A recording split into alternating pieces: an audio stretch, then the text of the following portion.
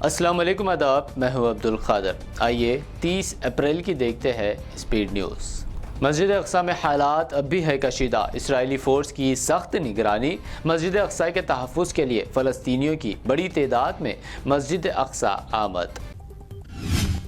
انتہائی کشیدہ حالات کے درمیان 2 فلسطینیوں نے ایک اسرائیلی سیکیورٹی گارڈ کا فائرنگ میں کر دیا قتل۔ اسرائیل نے حملہ آوروں کو گرفتار کرنے شروع کی کارروائی۔ مدینہ منورہ میں پاکستانی پی ایم شہباز شریف کی وزراء کے خلاف نعرے بازی کا معاملہ، توہین آمیز نعرے لگانے پر 5 پاکستانی شہری گرفتار۔ تل ابیب کے بین گورین ہوائی اڈے میں امریکی فیملی ساتھ لے کر آئی، جنگ کے دوران پھٹنے سے بچنے والا بم، ایئرپورٹ پر پھیل گئی افراتفری اور ہوئی بھاگ دوڑ۔ ترکی کے ڈرونز کی مانگ میں ہوا اضافہ، اب تاجکستان نے دیگر وسطی ایشیا کے ممالک کی پیرو کرتے ہوئے ترکی کے مشہور زمانہ ڈرونز طیاروں کی خریداری کا کیا فیصلہ۔ روس نے اقوام متحدہ کے سیکریٹری جنرل کے دورے کے موقع پر یوکرینی دارالحکومت کیف پر حملے کا کیا اعتراف، حملے میں ایک بلڈنگ کو بنایا گیا تھا نشانہ۔ طالبان کے امیر ہیبت اللہ اخند نے عید الفطر سے پہلے پھر عالمی برادری سے کیا مطالبہ، کہا افغانستان میں طالبان کی حکومت کو کیا جائے تسلیم۔ افغانستان کے سابق آرمی چیف سامی سعادت نے طالبان کو جنگ کے لیے للکارا، کہا عید الفطر کے بعد طالبان کے خلاف شروع ہوگی جنگ۔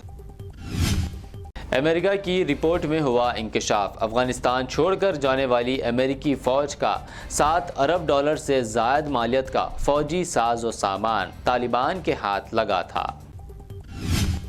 ساؤتھ کوریا میں کورونا کا اثر ہوا کم، اگلے ہفتے سے پبلک پلیسز کے علاوہ گھروں سے باہر نکلتے وقت ماسک پہننا نہیں ہوگا ضروری، ریسٹورنٹس بھی کھول دیے گئے۔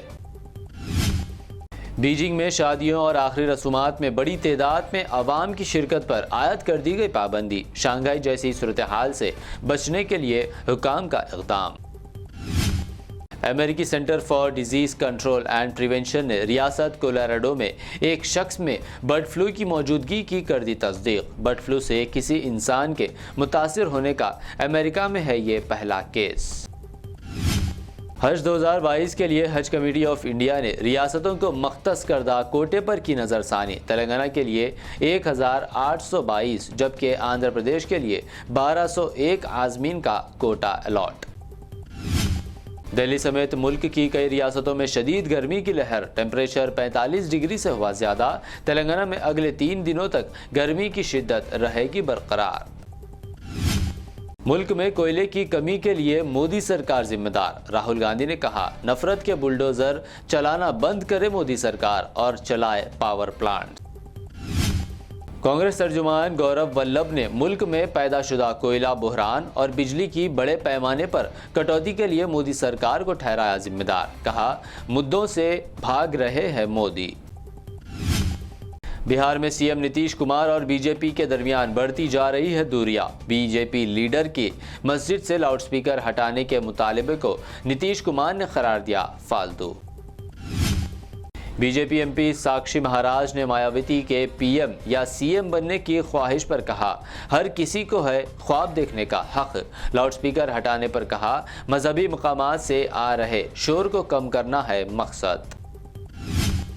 پی چدمبرم نے جگنیش میوانی کے خلاف جھوٹی ایف آئی آر درج کرنے پر آسام پولیس کی تنقید کی، کہا کس پاگل شخص نے کیس میں ایف آئی آر درج کرائی۔ ملک میں دانستہ طور پر بدامنی پھیلانے کی جا رہی ہے کوشش، اسے روکنا ہمارا کام، ایل بی اسٹیڈیم میں دعوت افطار سے سی ایم کے سی آر کا خطاب۔